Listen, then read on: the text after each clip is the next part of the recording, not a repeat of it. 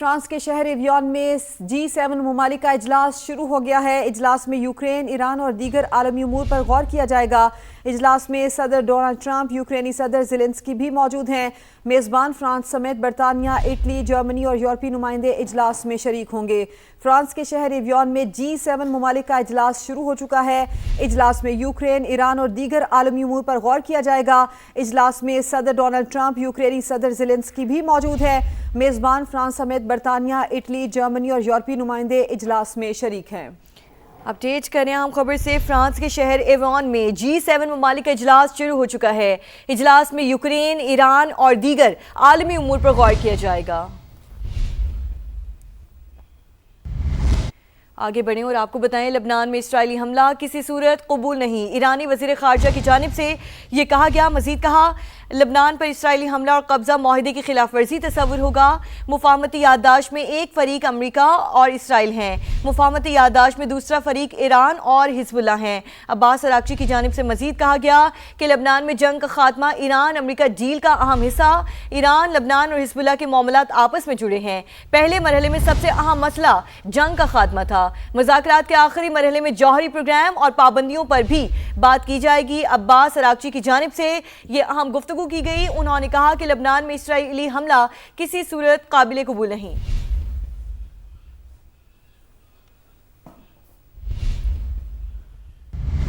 آگے بڑھتے ہیں۔ ایف بی آر کی نااہلی کی ایوانوں میں بھی گونج۔ سینٹ کی قائمہ کمیٹی برائے خزانہ میں فیڈرل بورڈ آف ریونیو پر تنقید۔ سینیٹر عبدالقادر نے کہا F B R refunds ادا نہیں کر رہا۔ سینیٹر طلحہ محمود نے ری فنڈز کو مکمکہ پروگرام قرار دے دیا۔ چیئرمین کمیٹی سلیم مانڈوی والا نے کہا کہ ایف بی آر 10 سال سے تجربات کر رہا ہے، تو ایف بی آر کی نااہلی کی ایوانوں میں بھی گونج۔ سینٹ کی کمیٹی برائے خزانہ میں فیڈرل بورڈ آف ریونیو پر تنقید کی گئی۔ سینیٹر عبدالقادر نے کہا کہ F B R refunds ادا نہیں کر رہا۔ سینیٹر طلحہ محمود نے ری فنڈز کو مکمکہ پروگرام قرار دے دیا، جبکہ چیئرمین کمیٹی سلیم مانڈوی والا نے کہا کہ ایف بی آر 10 سال سے صرف تجربات ہی کر رہا ہے۔ لاہور کی کوٹ لکھپت جیل میں قید پی ٹی آئی رہنماؤں کا کہنا ہے کہ سیاسی استحکام کے بغیر معاشی استحکام ممکن نہیں۔ آئینی بالادستی محض کتابوں تک محدود ہو تو چارٹر آف اکانومی بے معنی ہے۔ پی ٹی آئی رہنماؤں نے کہا سرمایہ کاری وہاں آتی ہے جہاں قانون کی حکمرانی اور سیاسی استحکام ہو۔ آئین کی حیثیت کمزور ہو تو معیشت بھی مضبوط نہیں ہو سکتی۔ ایک بیان میں کہا گیا ہے کہ تمام سیاسی قوتیں اور ادارے آئین کی مکمل بالادستی پر متفق ہوں، عوام کے ووٹ کا احترام اور سیاسی انجینئرنگ کا خاتمہ یقینی بنایا جائے۔ شہباز شریف چارٹر آف پاکستان پر قومی مکالمے کی بنیاد رکھیں۔ پنجاب حکومت رواں مالی سال کے ترقیاتی بجٹ کا مکمل استعمال نہ کر سکی۔ مجموعی ترقیاتی بجٹ کا تقریباً 25% حصہ خرچ نہ ہو سکا۔ عثمان علیم ہمارے ساتھ موجود ہیں۔ عثمان علیم، بتائیے اس حوالے سے کیا ڈیٹیلز ہیں آپ کے پاس؟ جی بالکل، مالی سال 2025-26 میں پنجاب حکومت کی جانب سے 1240 ارب روپے کا بجٹ مختص کیا گیا، جسے بعد میں پنجاب حکومت کی منظوری کے بعد بڑھا کر 1436 ارب 24 کروڑ تک لے جایا گیا۔ اس میں سے اگر اخراجات کی بات کی جائے تو پنجاب حکومت صرف 75% ہی ترقیاتی منصوبوں پر خرچ کر سکی ہے، اور بقیہ 25% اب بھی مختلف محکموں کی جانب سے ترقیاتی اسکیموں پر خرچ نہیں کیا جا سکا۔ مالی سال 2025-26 میں ترقیاتی منصوبوں پر مجموعی طور پر 1084 ارب روپے جو ہیں وہ خرچ کیے گئے۔ محکمہ خزانہ کی جانب سے مختلف محکمے جو ہیں ان کو 1208 ارب 43 کروڑ روپے کا بجٹ اکاؤنٹس میں منتقل کیا گیا۔ نئے منصوبوں کے لیے 214 ارب روپے کے اخراجات جو ہیں وہ مالی سال 25-26 میں کیے گئے، جبکہ جاری منصوبوں پر سب سے زیادہ 502 ارب روپے سے زائد کے اخراجات مالی سال 25-26 میں ہو سکے۔ پنجاب حکومت کی منظوری کے بعد جو نئے منصوبہ جات شامل کیے گئے تھے بجٹ میں، بعد میں ان پر بھی 94 ارب 51 کروڑ روپیہ جو ہے وہ خرچ کیا جا چکا ہے۔ جی عثمان، آپ کا شکریہ۔ آئی ایم ایف ڈی کی ایم ڈی کرسٹینا جارجیوا کا امریکہ اور ایران میں مفاہمتی ڈیل طے پانے کا خیر مقدم۔ کہا توانائی بحران برقرار اور سپلائی چین کا تعطل مکمل ختم ہونے میں وقت لگے گا۔ بنیادی ڈھانچے کو پہنچنے والے نقصان کے باعث سپلائی چین کی فوری بحالی ممکن نہیں۔ معاشی بحالی کا دارومدار اس بات پر ہے کہ توانائی بحران کو پہنچنے والا جھٹکا کتنا شدید تھا۔ عالمی معاشی سست روی نظر نہیں آتی، لیکن خطرات بہت زیادہ ہیں۔ موجودہ تنازع کی شدت اور رصد میں رکاوٹ عالمی ترقی کے لیے بڑا خطرہ ہے۔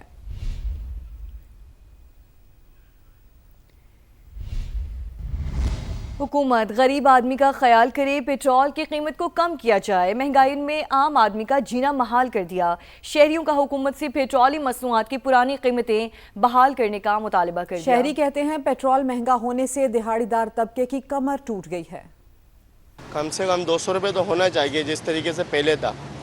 अभी महंगाई इतनी है, पेट्रोल पूरा करे या घर के अखराजात पूरे करे बंदा। कम से कम 12,000 रुपये तो पेट्रोल में लग जाते हैं महीने के। किराया कहाँ से देगा आदमी, बच्चों के लिए कहाँ से मतलब करेगा, ये परेशानी है। जब महंगा करते हैं तो 50, 60, 70, 100 रुपये से इस तरह महंगा करते हैं। जब सस्ता करते हैं 2-2, 3-3 रुपये करते हैं। इससे फ़र्क तो नहीं पड़ता। जब पेट्रोल नीचे आएगा तमाम चीज़ें सस्ती होंगी। जैसे ये ऊपर गए ऐसे ही इसे मोहब्बत से नीचे लाकर इस आवाम को रिलीफ जितना सा आप दे सकते हैं तो दें। आवाम पहले ही मुश्किल में और गुजारा हो ही नहीं रहा। इन्हें पेट्रोल वापस उसी कीमत पे लेके आना चाहिए जहाँ से ये जंग स्टार्ट हुई थी। अब चूँकि जंग ख़त्म हो गया तो इनको चाहिए कि जो पेट्रोल की जो असल प्राइस है वो लेके आए। हम हुकूमत से ये मुतालबा करते हैं कि ये जो है पेट्रोल की प्राइस जिस तरह आलमी मार्केट में नीचे आई है तो आप पाकिस्तान में भी इसको नीचे लाएं। अपील ही है उनसे कि भाई गरीबों पर तरस खाएं। किसी के 500 रुपये दिहाड़ी हो तो वो 400 रुपये लीटर पेट्रोल डलवा के अब काम पे जाए। एक बंदे के पास 700-800 रुपये, 1000 रुपये दिहाड़ी है, वो 400-500 रुपये का पेट्रोल रहेगा तो मोटरसाइकिल कितना इस्तेमाल कर, बहुत मुश्किल हो रहा है। वज़ीर आज़म शहबाज शरीफ की ज़ेर सदारत गिलगित बल्तिस्तान में 100 मेगावाट शमसी तवानाई मनसूबे का जायजा इजलास हुआ। वज़ीर आज़म ने मनसूबे को जल्द मुकम्मल करने और शफाफियत यकीनी बनाने की हिदायत जारी कर दी। इस्लामाबाद में होने वाले इजलास में बताया गया है कि गिलगित बल्तिस्तान के अवाम के लिए इस मनसूबे के तमाम अखराजात वफाकी हुकूमत बर्दाश्त करेगी। वज़ीर आज़म ने काम की रफ्तार मज़ीद तेज़ करने और मनसूबे को जल्द मुकम्मल करने की हिदायत की। वज़ीर आज़म ने मनसूबे के तमाम मराहिल की गैर जानिबदार थर्ड पार्टी वैलिडेशन यकीनी बनाने की भी हिदायत की है ताकि शफाफियत बरकरार रखी जा सके। ब्रीफिंग में बताया गया है कि 18 मेगावाट का मंसूबा गिलगित बल्तिस्तान की सरमायाकारी इमारतों के लिए मुख्तस है जो रवां साल दिसंबर तक मुकम्मल किया जाएगा। मार के हक के बाद ये दूसरा मौका है जिसने पाकिस्तान के वक़ार को मज़ीद बढ़ाया। आज दुनिया पाकिस्तान की मौतरफ है। वफाकी वज़ीर मजहबी उमूर सरदार मोहम्मद यूसुफ का कहना है वज़ीर आज़म फील्ड मार्शल को अमरीका ईरान मुआहदे पर मुबारकबाद पेश करते हैं। इस्लामाबाद में कौमी बैनुल मसालिक हम आहंगी कॉन्फ्रेंस से खिताब में उनका कहना था कि अल्लाह ताला का शुक्र है दुनिया में अमन कायम हुआ और पाकिस्तान ने क़याम अमन के लिए अहम किरदार अदा किया है। पाकिस्तान को दुनिया भर में अमन के सफ़ीर के तौर पर पज़ीराई मिली। फील्ड मार्शल और वज़ीर आज़म ने सालिस का किरदार अदा किया और दुनिया को तीसरी आलमी जंग से बचाया। इसाक डार और मोहसिन नकवी समेत तमाम क़यादत ने बेहतरीन किरदार अदा किया। कौमी बैनुल मसालिक हम आहंगी कॉन्फ्रेंस में कौमी यकजहती बैनुल मसालिक हम आहंगी को वक्त की अहम ज़रूरत करार दिया गया। नफरत, इंतहा पसंदी और फ़िरका वारियत के खिलाफ मुत्तफ़िका मौक़िफ़ अपनाया गया। ऑस्ट्रेलिया से पाकिस्तान आने वाली फैमिली की खुशियां उस वक्त गम में बदल गईं जब मुबैना तौर पर फायरिंग के एक अफसोसनाक वाक़े में उनकी मासूम बच्ची जान की बाजी हार गई। वाक़े के बाद CCD एहलकार के खिलाफ मुकदमा भी दर्ज कर लिया गया। जबकि कानूनी माहिरीन चकवाल केस के बारे में क्या राय रखते हैं ये हमें बताएंगे हमारे नुमाइंदे अरशद अली। 9 साला बच्ची अब इस दुनिया में नहीं रही। इस वाक़े में मुलव्वस अफराद को सज़ाएं दिलवाने के लिए तफ्तीशी टीमों को क्या इक़दाम करने की ज़रूरत है, आइए वकला से जानते हैं। सख्त इंक्वायरी होनी चाहिए और कंपनसेट होना चाहिए। बच्ची की जान तो वापस नहीं आ सकती लेकिन तकाजा यही है कि इसमें अच्छी इंक्वायरी हो। जिस मुकदमे में 302 होती है उसमें चाहे मशवरा हो या किसी का ललकारा हो तो मजिस्ट्रेट साहबान जो है वो रिमांड देते हैं। इन्वेस्टिगेशन होनी थी कि बंदे कितने थे और आया क्या इन्होंने नशा तो नहीं किया हुआ था। अब इन्होंने इस मामले को छुपाने के लिए उसका रिमांड ही नहीं मांगा। अगर एक जगह डकैती हो रही है पुलिस क्या अनट्रेंड तो नहीं होती ना, इन्होंने स्ट्रेट फायरिंग कैसे कर दी। मासूम सी बच्ची जो 9 साल की थी उसका क्या जुर्म था, उसको इन्होंने इस तरह दहशतगर्दों की तरह ट्रीट करके पूरी दुनिया में बहुत बुरा इमेज दिया है और बहुत बुरा मैसेज दिया है जो कि जुल्म और ज़्यादती है। कानूनी माहिरीन मुतालबा करते हैं कि ऐसे वाक़यात की साफ शफाफ तहकीकात ना सिर्फ हकीकत सामने लाने के लिए ज़रूरी है बल्कि आवाम में एतमाद की बहाली के लिए भी नागुज़ीर हैं। कैमरामैन अशफाक अब्बासी के साथ अरशद अली, समा, लाहौर। अफसोसनाक वाक़े का जिक्र करें। चूनिया के नवाही इलाके में खुले तालाब में 4 बच्चे डूब कर जाँ बहक हो गए हैं। पुलिस के मुताबिक मरने वालों में 3 सगे बहन भाई शामिल हैं। बच्चे टोबा टेक सिंह से छुट्टियां गुजारने नानी के घर आए थे। बात करेंगे, मकसूद सरवर हमारे साथ मौजूद हैं। आगाह कीजिए, इससे मुतालिक क्या तफसील है? जी, ये अफसोसनाक वाक़या चूनिया के नवाही इलाके छांगा मांगा वीर सिंह वाला में पेश आया है, जहां पर महकमा जंगलात की गफलत सामने आई है।